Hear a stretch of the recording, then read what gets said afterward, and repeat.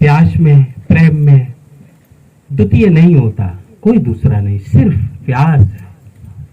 प्यास बड़ी धैर्यवान है, प्यास में धैर्य होता है। चाहत अधैर्य होती है। चाहत में हम हमें चाहते हैं तत्काल हमें ये वस्तु मिल जाए, इसकी प्राप्ति हो जाए, देरी हो रही है। चाहत में वासना होती है और वासना अधैर्य होती है, वासना में धैर्य नहीं होता है। और प्रभु परमात्मा की जब प्यास होती है बड़ी धैर्यवान होती है। बस प्यास है, जब मिले, जैसे भी मिले, जब मिला जल्दी मिला, क्या किया, कुछ भी नहीं किया, मिला तो बस। इसीलिए प्यास के बारे में हम विचार करें। प्यास की कमी होने के कारण हमें संत नहीं दिखते, जबकि प्यास की जरूरत है, संतों की जरूरत नहीं है। क्योंकि गुरु है, सर्वज्ञ है, गुरु जानने वाला है, गुरु सबकी आत्मा है, वो सब जगह तो है ही है, फिर उसकी तलाश की क्या जरूरत? जरूरत होगी कहीं न कहीं मिल जाएंगे। अपने ही घट में गुरु है, वो प्रकट हो जाएगा, वही खिल जाएगा। जरूरत तो प्यास की है। ढूंढ ज्ञान को रहे, ढूंढ रहे, चाह क्यों रहे? हम लोभ बस चाह रहे। लोभ किस बात का है? लोभ इस बात का है कि हम सब ने सुना है, कबीर हुए, उन्होंने भक्ति की बल पे प्रभु परमात्मा की चाहत से बहुत सी खुशियां लूटी, अपने गति को प्राप्त हुए। हमने मीरा के बारे में सुना, लोभ हो गया ऐसे ही हम भी बन जाए। हमने बुद्ध के बारे में सुना, लोभ प्रकट हो गया ऐसे हम भी बन जाए, क्योंकि लोभ है। हमें ये पता नहीं इन लोगों ने कितने वियोग का सामना किया, कितने दुख का सामना किया, कितने कष्ट सहे, कितनी इनके अंदर प्यास थी। उस प्यास से कोई मतलब नहीं हमें बाबूशो। जब तक हमारे अंदर प्यास नहीं होगी, और प्यास जिस तरीके से प्यास से व्यक्ति को सिर्फ पानी के अलावा और कुछ नहीं दिखाता, इसी तरीके से जब भक्त की प्यास जग जाए, इन आंखों में एक छा जाए कि मेरा प्रभु वो कौन है, कैसा है, मेरा प्रीतम, और दूसरा न दिखाए। जब एक रस हो जाए, एक रस, दूसरा कोई नहीं, तब मिलन अवश्य है, इसमें कोई दो राह नहीं। और जब तक ऐसा नहीं होता तब तक मिलन मुश्किल है। क्यों? ईश्वर में द्वैत समाता नहीं। तभी संतों ने गाया भी है, अखियां हरि दर्शन की प्यासी, अखियां हरि दर्शन की प्यासी। आंखें ऐसी हो जाए, सिर्फ प्रभु परमात्मा को चारों तरफ देखे, उन्हीं ही की प्यास रह जाए, सिर्फ और कोई प्यास न रहे। क्यों? अभी हम सबके नेत्रों में, कानों में संसार को सुनने की इच्छा, संसार को देखने की इच्छा, अभी प्रभु की पूरी लालसा नहीं है। हम लोगों में प्यास की कमी है, पूरी प्यास नहीं। जिस दिन प्यास पूरी होगी उस दिन प्रभु परमात्मा कोई दूर नहीं है, उससे तो मिलना ही पड़ेगा। वो मिला हुआ ही है, मिलने के लिए कहीं जाना ही नहीं। जब तक हम निर्मल, बिल्कुल इतनी प्यास लगे सबसे निर्मल हो जाए, हम विचारों की धुन से और परे उठ जाए, संसार दिखाई देखते हुए भी दिखाई न दे। महापुरुषों, और भी कहा है, राम रस संतों ने कहा है, पीबत राम रस चढ़ी खुमारी। कितना अच्छा शब्द का, राम रस, राम का रस, सत्संग का रस। आज जिस सत्संग में बैठे हैं इसका रस चढ़ जाए, सिर्फ सत्संग दिखाए और कुछ न दिखाए। यदि प्रभु को चाहते हैं, प्रभु को पाना चाहते हैं, और कुछ नहीं, सिर्फ ईश्वर दिखाए। चढ़ी खुमारी, खुमारी शब्द का अर्थ होता है जिस तरीके से कोई व्यक्ति दारू पी लेता है, उसे न ज्यादा नशा हो और न जिस हालात में है उसमें रहे, अंतर आ जाए। क्यों? अभी हम जिस होश में बैठे हैं, जिस समझ में बैठे हैं, जैसे शांत बैठे हैं, इसे हम सब समझ मानते हैं। ये हालात हम सच्ची मानते हैं क्योंकि हम होश में बैठे हैं, हमें अभी कोई नशा नहीं है। महापुरुषों, संतों ने ऐसा नहीं कहा। संतों ने जिस स्थिति में अभी बैठे हैं, बिल्कुल शांत, कोई नशा नहीं, संसारिक जो बुद्ध है इसे सच्चा विवेक या सच्ची रहा या सच्ची सूझबूझ नहीं मानी, अभी हम सही नहीं बैठे। यदि हम अभी सच्चे विचार में बैठे हो, सही दिशा में बैठे हो, सही अनुभूत में हो, और या हमारी बुद्धि विवेक या सब विचार सही हो, तो हमारे इस दृष्टि में परिवर्तन नहीं आ सकता, क्योंकि सत्य में कभी परिवर्तन आता ही नहीं है। उसे कोई हिला ही नहीं सकता, उसे कोई डिगा ही नहीं सकता। अभी हम जो बैठे हैं वो डिगने की स्थिति में बैठे हैं। अभी हम सब बैठे, कोई ऐसा व्यक्ति हो वो दारू पी ले, क्या ये स्थिति रहेगी? स्थिति बदल जाएगी। उसके चलने का ढंग, बोलने का ढंग, बैठने का ढंग उसका बदल जाएगा। क्यों? जिस स्थिति में हम बैठे, ये स्थिति अभी परिवर्तनशील है। जिस वास्तविक स्थिति में हम अभी नहीं बैठे, इसमें परिवर्तन ना आता तो हम इस स्थिति को सत्य मान लेते। अभी हम इस स्थिति को सत्य क्यों नहीं मानेंगे? अभी इस स्थिति में परिवर्तन स्वाभाविक है, हो जाएगा। दारू वाले, दारू नशा की जो स्थिति है, इससे भी नीचे और गिर जाती है। और देखें, इसके अलावा जो संत होते हैं उन्हें हम देखते हैं, जो प्रभु परमात्मा के प्यासे होते हैं, चाहती होते हैं, उनकी स्थिति अलग होती है। जो साधारण स्थिति अभी है सबकी, ये स्थिति उनकी नहीं होती है। क्योंकि गांव में देखें, हम हर जगह देखें, यदि कोई प्रभु परमात्मा के रस में रसाबोर है, लोग उसे क्या कहने लगते कि ये यहां से घूम गया, इसकी बुद्धि अब काम नहीं कर रही, ये देखो कैसा पागल हो गया, इसे अब होश नहीं है। फिर भी जो प्यासा होता है, जो भक्त होता है, फिर उसमें कोई अंतर करने वाला नहीं होता। क्यों? वो जानता है कि जो आज मेरे अंदर नशा है, आज जो मेरे अंदर नशा है वो सत्य है, यही सत्य है और सब असत्य। क्यों? उसे संसार असत्य की भांति दिखने लगता, सब परिवर्तन दिखने लगता।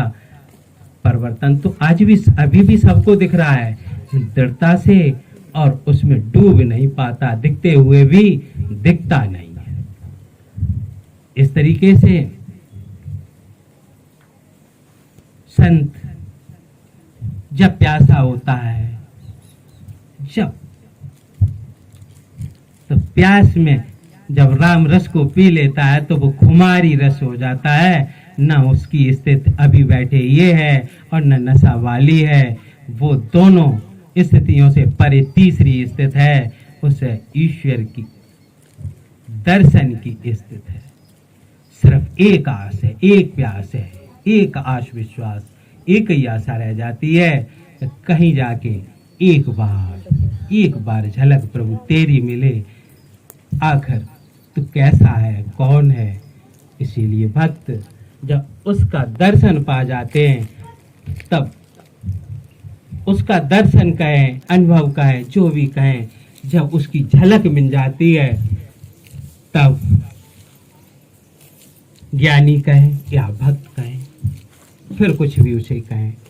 ज्ञानी जो उसे जान के शब्दों में डूब जाता है और सिर्फ शब्दों से, ज्ञान से वो अपने को मुक्त मान लेता है और सिर्फ ज्ञान में ही रत रहता है, उसमें रस नहीं होता।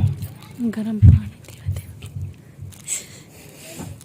ज्ञान के द्वारा जो अपने को मुक्त मान लेता वो रसहीन हो जाता, उसमें रस नहीं रहता। क्यों?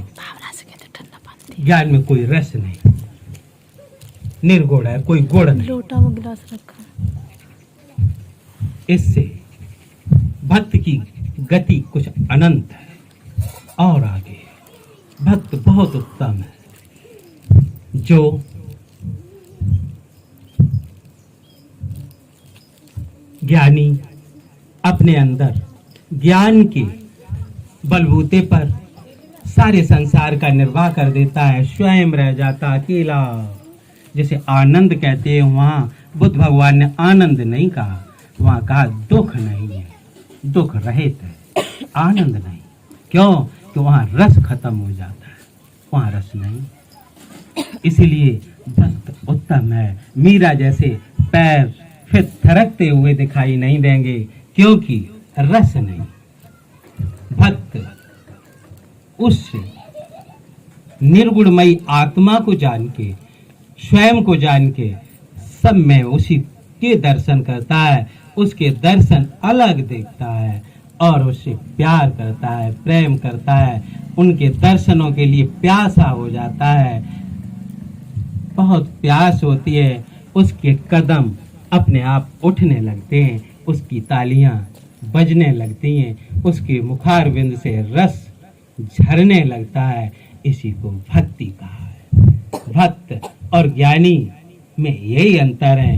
भक्त सबको प्रेम सिखाता है, भक्त सबको सुख देता है और ज्ञानी थिर होता है। भक्त की गरिमा बहुत आगे है महापुरुषों। हम सब किसी तरीके से ऐसी प्यास जगाएं, ऐसी प्यास। संतों की कमी नहीं है, ईश्वर की कमी नहीं है, ज्ञान की कमी नहीं, किसी चीज की कमी नहीं, क्योंकि हर जगह पर्याप्त है ही। ईश्वर हर जगह है, जहां जिसकी जरूरत पड़ेगी मिल जाएगी। सिर्फ कमी है हम में, प्यास की कमी है। हम प्यासे नहीं है। पानी पी के हम चले, रास्ते में बहुत सारा पानी हो, पानी दिखते हुए भी दिखाई नहीं देगा, हम चले जाएंगे, कोई इच्छा नहीं। पानी रास्ता में मिले फिर भी आगे जाके कोई पूछे तो क्या कहेंगे? पानी हमें तो दिखाई दिया नहीं, शायद होगा, शायद मालूम पड़ा। क्यों? कि प्यास नहीं। और जब प्यास होती है तब कहीं एक बूंद दिखाई दे जाए, वो भी छूट नहीं सकती। क्यों? कि मुझे प्यास है। महापुरुषों, आज का दिन आप सबकी प्यास का है। हम सब प्यास जगाएं, ऐसी प्यास जगाएं, ऐसी प्यास जगाएं, ऐसे नेत्रों को बना दें, ऐसे प्यासी नेत्र जगा दें, सिर्फ प्रभु परमात्मा की प्यास जग जाए। वो कहाँ और कैसे और कब मिले, कहाँ मिले, क्योंकि कोई साथ नहीं देगा, सिर्फ ईश्वर के। अभी हम सब के हाथ पैर चल रहे हैं तो बड़े अहंकार, बड़े ऐंठ में, बड़े धन दौलत के घमंड में, आज मेरे पास क्या नहीं है, ये है, वो है, गाड़ी है, घोड़ा है, जमीन है, जायदाद है, घर है, परिवार है। महापुरुषों, वो दिन दूर नहीं, वो बिल्कुल दूर नहीं। ये कोई अपने नहीं रहेंगे। ये सब प्राण निकलते ही घर में अंदर प्रवेश नहीं होने देंगे। कहेंगे जिस शरीर से आप सबने मकान बनाए, बच्चे पाले, सब कुछ किया, वही बच्चे कहेंगे मिट्टी हो गई, घर के अंदर न ले आओ। अब उसी व्यक्ति का वहाँ कुछ नहीं रहा, जिस शरीर के बलबूते पर उसने सब बनाया, अब इसे बाहर निकलो। छूत हो गया। उसे जाके दाह क्रिया करेंगे, जला देंगे और उसके बाद नहाएंगे, क्योंकि छूत हो गया। अब कुछ नहीं है। महापुरुषों, ये सब दिन कहीं दूर नहीं है, बहुत पास में है। सिर्फ उस समय लास्ट में साथ देगा तो सिर्फ प्रभु परमात्मा देगा। वही हम सबका है, आज भी है, वही है। हम बहुत प्रभु परमात्मा के साथ गलती करते रहते हैं, कुछ अच्छा नहीं कर पाते। क्यों? कि प्रभु परमात्मा ने जो दिया है हमें, वो दी हुई चीज अपनी मान ली। दी हुई चीज कभी अपनी नहीं होती, मिली हुई चीज तो जिसने दी उसी की होती है। हम सबको ये शरीर दिया है, सबकी सेवा के लिए दिया है, सबकी अच्छाई के लिए दिया है, मैं के लिए नहीं दिया है। कि इस शरीर को हम सिर्फ अपने बच्चों, अपने नाते रिश्ते, अपने घर परिवार की सेवा में लगा देते हैं महापुरुषों, और प्रभु परमात्मा को हम याद नहीं करते। क्यों? कि अब जरूरत नहीं है, और जब वक्त आए, पीड़ा होती है, तब हम याद ईश्वर को करते हैं। अंत समय आता है, प्रभु अब मेरी मदद करो। और जब तक हाथ पैर चले, अपना शरीर चला, तब तक हमने अपने बच्चों, घर परिवार, नाते रिश्तेदारों के लिए सब किया। अब जब इस शरीर से कुछ नहीं हो रहा, तब हम याद किसकी करते? हे प्रभु अब मेरी मदद करो। क्या हम ईश्वर को बेवकूफ़ नहीं समझते? हम ईश्वर को भी पागल बनाना चाहते हैं। महापुरुषों, अंत में कोई साथी नहीं रहेगा, सब यहाँ की यहीं छूट जाएंगे। और तब तक हमारा सब लुट जाएगा, सांसों की ढेरी लुटी जा रही है, और हम सब बेहोश बैठे हैं, हम सब विचारों की भीड़ में बैठे हैं।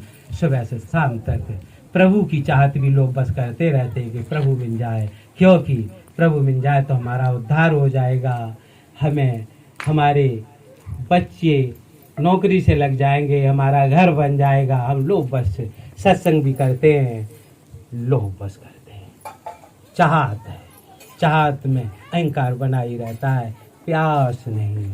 जब गहरी प्यास आएगी, विचार नष्ट हो जाएंगे, कोई विचार आपके पास नहीं रहेगा। जब कोई विचार नहीं रहेगा, कुछ नहीं रहेंगे। कवि साहब ने भी कहा है, कबीरा मन निर्मल हुआ, कबीरा मन निर्मल हुआ, जैसे गंगा नीर, पीछे पीछे हर फिरे भई कबीर कबीर। हर को ढूंढना नहीं है, कहीं ढूंढना नहीं है, सिर्फ मन निर्मल हो जाए। हमारे विचारों की जो भीड़, मन में विचारों की भीड़ ने जो धूल इकट्ठी की है, नाते रिश्ते, घर परिवार देखते हुए भी बस इनकी सेवा करो। सेवा, परिवार किससे खुश रहेगा? सेवा से खुश रहेगा। परिवार, कोई बच्चा हो, उसे बहुत कहो कि मेरा बच्चा अच्छा है, पढ़ जाए, लिख जाए, डीएम बन जाए, ये हो जाए, वो हो जाए, बहुत से विचार करो। इससे कुछ नहीं हो सकता।